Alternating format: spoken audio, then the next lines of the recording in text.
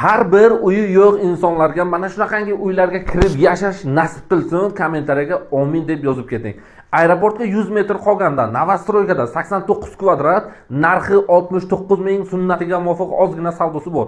Kattagina xoli, nima ko'ryapsizlar, hamma narsasi qoladi. Srochni pul zararligi uchun sotilyapti. Zaldan boshlaymiz, operator.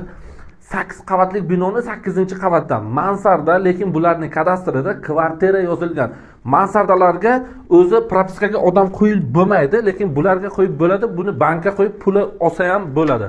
Bu esa kattalar uchun yotoqxona, do'xspani divan, o'zini garderob shkofi bor. Vahsha dahshat qilgan. Har bitta xonasiga trezasi bor, televizori bor. Mana bu esa kelin-kuyovlar uchun o'zini terimo zonasi. Juda ham shinamgina, chiroyli.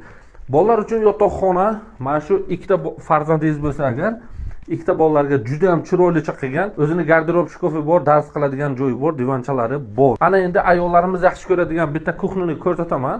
Keyin buni menga yoqqan tarafi razdenni ana bana tualeti bo'ladi. Bu esa kuxnisi bo'ladi. Gazni qarang, vahsha gap bo'lishi mumkin emas. Juda ham gaz bu aeroport territoriyasida juda ham baland. Nima ko'ryapsizlar? Hamma narsasi qoladi. Kimga qiziq bo'lsa, mana hozir men sizlarga sanuzellarni ko'rsataman.